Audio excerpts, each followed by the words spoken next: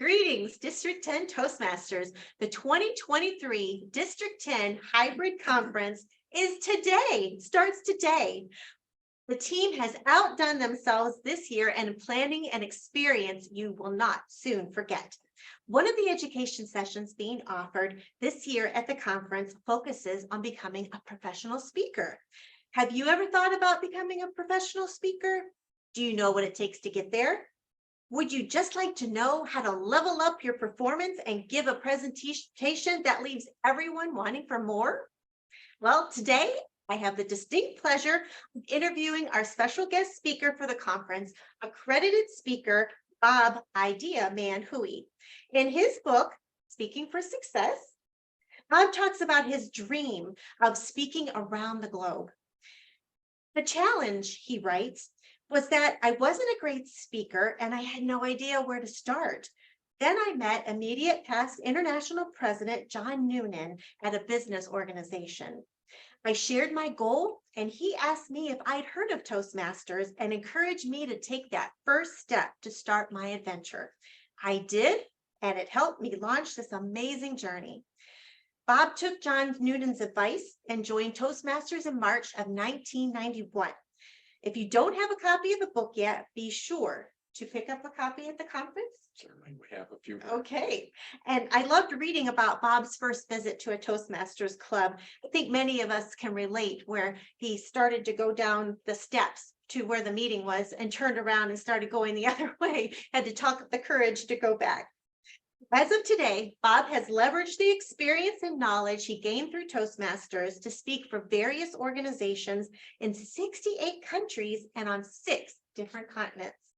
Bob, thank you for agreeing to speak with me and us and give us a sneak peek at your book and into the sessions that you're going to lead during the conference. Well, let's talk about your two-part session entitled, Are You Good Enough to Be a Pro?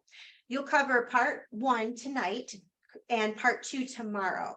How did Toastmasters spur your career and ignite your dream of being a professional speaker? Well, I came to Toastmasters, as you said, a lot of years ago now, 32 years ago, because that was the dream I had. What I found was a bunch of supportive people who didn't laugh at me when I gave them that, at that point, an outrageous goal. They just simply said, we can help you with that. And they've been supported. I mean, the one club, I think, was supported because we only had 8 members. I was the 8th member and they would die otherwise. So that was really good. Stay with us, please. And I didn't know that till later that was the enthusiasm. But the biggest thing is, as Richard said, you ask for help and you get it. All the way along, I've asked for help. You know, everything I'm going to be sharing this weekend, all the stuff that I've been able to accomplish, and I've done a lot in the 32 years I've been at Toastmasters, not one single thing that I've done you couldn't do if you're willing to invest the time and the energy to do it. I simply came to Toastmasters. I took a look at the program. I dug in. I worked my butt off, and then I leveraged what I learned. What impact did earning the accredited speaker designation have on you in realizing your dream? Was it worth it? Oh, it was worth the $5,000 it cost me to get the pin. Well, back in those days, you could go to an international convention for $1,500 on average, and it took me 3 tries because I was a little slower. Actually, that's because now we actually provide mentoring. Most of our accredited speakers get it first try this time because we as accredited speakers work with them so they know what they expect. They pair accordingly and they show up. Plus the fact that now Toastmasters has realized that it's a designation for Toastmasters who are subject matter experts, who are professional speakers, who are looking for accreditation. And for me, it was a validation mostly. By the time I got it in Palm Desert in 1998, I had joined NSA, which certain qualifications to join.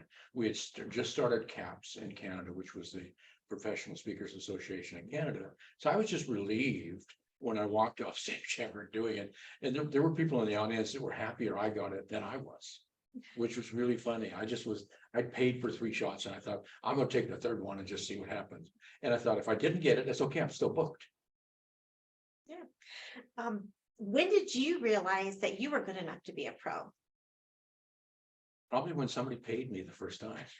When somebody asked me that magic question, how much would you charge to come and speak for our organization? That's one of the things I'm going to share this weekend, because I'm going to try and slip in a few little tips for people who want to become professional speakers and don't know how. So I thought about it. I spent several hours and came up with about 35 tips that would be stepping stones for people wanting to break in. And one of them is to be ready for that question. So when they ask you that question, and go, you just go, boom, and practice saying that figure. Do you help them then put a value on Yes. their speaking?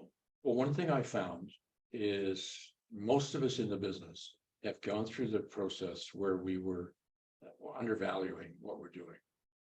I think it's funny. I shared a room at NSA with one of my professional speaker buddies, and I said, I just bumped my fees up to $2,000, and he laughed at me, and he told me that I was too cheap. And then I bumped it again, and another friend said, "You're still too cheap. I've heard you speak. You got to charge more money." And then you get to the point where you can say to somebody, and look at $5,000 plus fees or plus travel, and say it with a straight face and think, I'm giving you good value. I will deliver for you, and you will thank me for this. But believe it. You can say it, but believe it, and then prove it. You said you've spoken in 68 countries So far, and on 6 continents. yes, There's one left. And which continent is that? Antarctica. Antarctica. And I'm thinking about, I actually have a friend in NSA that's done that. She took a cruise down to Antarctica and took a bunch of people off the boat onto the ice floe with the penguins. And I figure I'll wear my tux and I'll do that. And she gave a speech on the thing so she could say she had spoken on all 7 continents. So I think I'm going to do that one of these days. I don't know if I want to go down when it's cold, but it's just, then you could say 7 continents. And I'll get a picture of me with the penguins. Do you have a favorite speaking event that you were engaged for, and what was that? What is it? Is there a favorite Oh, is there speaking one? engagement? Is there one? Did you have a favorite speaking engagement, a place maybe you always wanted to visit, or a different organization that you always wanted to speak for? I think the favorite one is the next one. I mean, I've spoken numerous times. I've spoken in Holland a couple of times. I've spoken in Paris. I spoke in Paris again for the 3rd time last year. My wife loves that because she, like when Toastmasters was going to be in Paris, she told me I was going to the Toastmaster convention. She said, by the way, you're going to Paris next August. And I said, why? She said, because I heard Toastmasters is having the convention there. So you're going. And I said, yes, dear. Is there a funny story you can share with us about one of your speaking engagements, or possibly a story where you thought an engagement was going to go one way, but it didn't? So how did you recover from that? Like, how did you get through it then? Or I don't have enough time, but I'll tell one story. I was speaking for a group in Park City, Utah. And people are going, I can't hear you, so I'm projecting, and I'm not hearing anything coming out of the sound system. Nothing. And so I'm just projecting. And at the end, the sound guy walks up with a battery, a 9-volt battery in his hand. He had forgotten to change it in the back. And I thought, well, okay, good thing I had some training in projecting. I actually had a lady when I was doing the accredited speaker, this first time I did it was in a long, narrow room, in a 3-part room in San Diego. And there was a noisy fan in the middle. And when they turned it on, it drowned out, so people couldn't hear me. So I thought, I need that. So there was a couple of people that gave me some training. And the one lady took me literally outside Salt Lake, out into what they call mountains. They don't have mountains like we have in Canada, but it was a little mountain, and 108-degree temperature. And she made me walk up, and then she stopped, and I thought, oh, good. She made me go another 100 yards up the thing and give my speech twice in 108-degree temperature, so that she could hear me, because she knew that I wanted to learn how to project. And so thank you, Billy Jones. How long did it take you to become an accredited speaker? Was your journey several years? Did Yes, you set your mind on it? It's entirely different than now, because in those days you had to be an ATM or better to even qualify to get in. That took 4 years in those days. You had to be a member 4 years before you could get the ATM. Things have Is changed. that advanced Advanced Toastmasters? Toastmasters. Is that the same as a DTM now? No, okay. That's one of the applications now. You had, in the old days, you had ATM, bronze, and then you had silver and finally gold. I was number 18 gold. There's a lot of us that were waiting for something new. And so we sent it in and said, you figure it out. And and that's actually where the title comes from, because when I got my ATM, my advanced Toastmasters, I got this sheet of paper from Toastmasters saying, congratulations on your ATM. And it said, are you good enough to be a pro? And it talked about the accredited speaker program. And I had that on my wall for 2 years. And I said, on top of it, I said, not yet, but I will be. And so it took another couple of years yet, once I knew that it was there. There were actually 7 of us that got together that had this as a goal. And for about a year and a half, we met every single month and we would practice and we would work with each other. What are you missing? You got to do this. You got probably need 20 speeches and so what are you missing to make the application? We rented a professional auditorium and good sound system, because in those days it was audio tape, not video like now. And so we did that. We invited our non-Toastmaster friends to create the audience. And so we had 7 of us that did that. And we were, let's say we were supportive in a brutal way. When we were trying out pieces, I remember my friend Judy Johnson saying, Bob, that was a very interesting piece you just shared with us. Would you like to make it better? And I said, yeah. She said, take the beginning, move it closer to the end, which is nice. I'm saying, not so much in the middle. But the interesting thing was that particular year, there were, I think, 15 people applied for the accredited speaker level 1. 5 people were put into level 1 and passed. Of the 5 people, 3 of those were Canadians, and 3 of them were for the same advanced speakers club in Vancouver that John Noonan was a member of, as was I, and Margaret Hope and Judy Johnson. We leveraged our technology and our support of each other so that we got better. What is one thing that you learned the hard way with your speaking career that you wish someone had told you upfront? Be prepared. Be prepared. Know the audience. Seriously, know the audience. You need to show up ready to perform. You need to show up knowing who's going to be in the audience and what they're looking for. The other thing is I've learned over the years is humor doesn't always translate. It doesn't travel well. I was speaking in Iran and I told I don't tell jokes, I tell stories, and some of them are funny. I tell people, if you don't laugh, I finish quicker. It's just simple. It takes the pressure off. You figure out if it's funny. I don't have to worry about it. But I told this story, dead silence, because I had a gentleman that was doing simultaneous translation, which is word, word, word, word, word, word. And I talked to him later and I explained to him, he said, well, that's funny. He didn't get it because he was listening to the words. He wasn't listening to the context. So I told the same story when we did an open university at Quiche, which is one of the islands in Iran.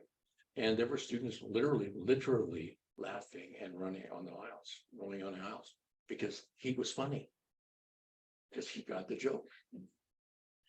How has Toastmasters helped prepare you to be a better leader?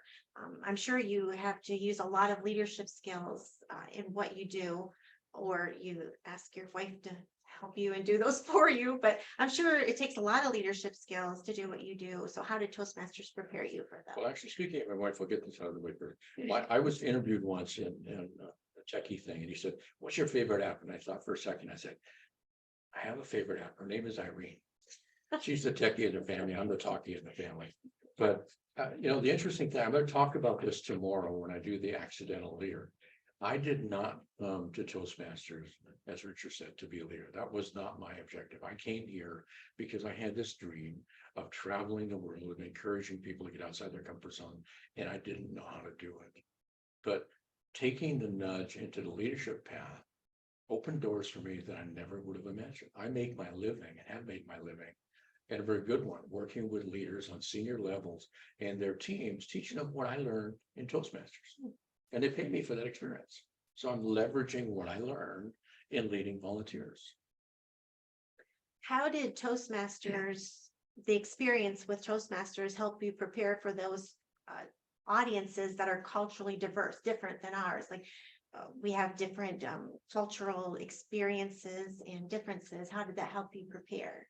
Well, I think some of that came from being involved in different clubs and visiting different clubs, because from day one, I've been a traveling Toastmasters right from the beginning. You know, my first year, I went to Australia. I did my number 5 and number 6 speeches in Australia for my CTM Competent Toastmaster thing. So I have had that. I'm like Richard. I love to travel. I love to meet new people and experience new things. And similarly, I like to do off the beaten track and get to know people. I don't want to be a tourist sitting in a tourist company. I like to actually meet the people and see what they're doing, and I go to their houses and we talk. And that curiosity works. One of the other things I do is, if at all possible, I show up early and I talk to people. The other thing that I do as a professional speaker is I interview anywhere from 3 to 5 people who are going to be in the audience, a range of people that, because I say to clients, if you want me to come, I want to talk to at least 5 people that are sampling of people that will be in your audience, you know, senior level, whatever, the janitor, I don't care. Because I want to know, what are you looking for? Because sometimes what they're looking for is different than what the guy who hired me is looking for. And I want to deliver for both. The guy who pays me gets what he gets, but the audience gets what they need. And that works too. And the other thing is, you just sometimes show up and have fun. I did that for OK Tire once. They had a convention. They hired me and brought me to Cancun in the winter, which was really tough to go from Canada in minus whatever to Cancun anyway. And so they had a receiving line with all their executives the first night. I just sit at the end and I shook 350 people's hand. Hi, I'm your speaker tomorrow. So when they showed up at the session, it was like, hey, Bob, how you doing? What happened with your business when the pandemic hit, when COVID-19 entered on the scene? How did that change what you do? Initially, it killed it. I mean, I hate to say it. The only thing that was worse was 9/11. You know, but initially it killed it. And what I went through mentally was a learning curve. You know, I was, if I was to be honest, I would say I was depressed, because all of a sudden I couldn't go anywhere. I couldn't see anybody.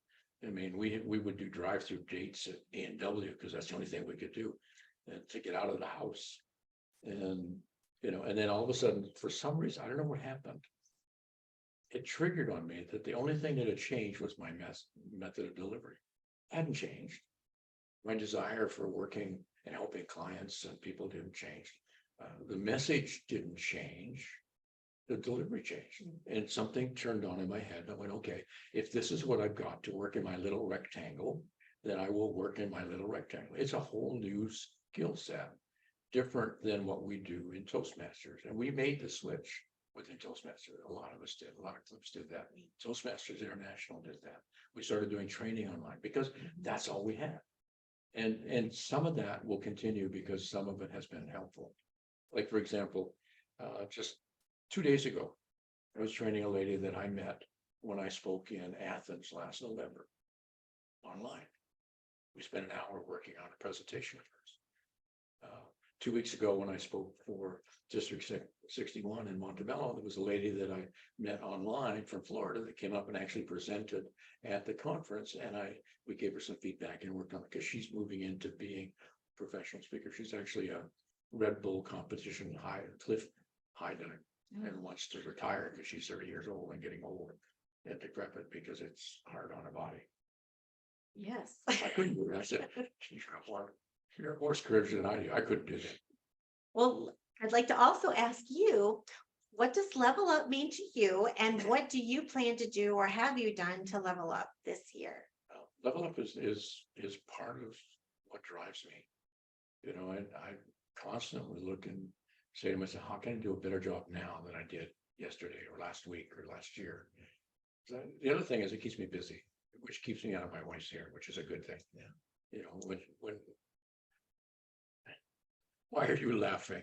It's so true. She, in the old days before COVID, she'd say, aren't you going somewhere? And then during COVID, it's like, you do.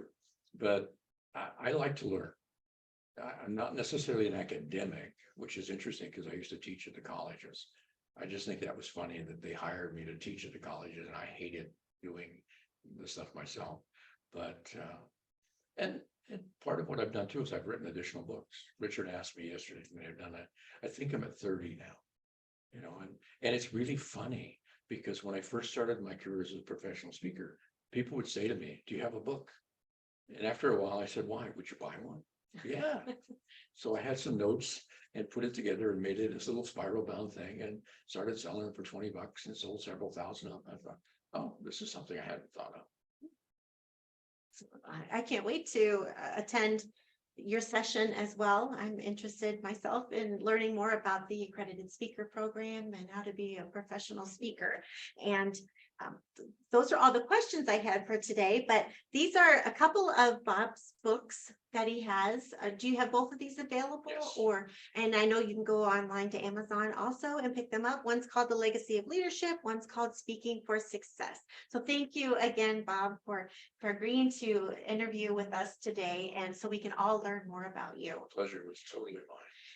Now we're ready to Let's- go to the conference. Let's level up, Level up. folks.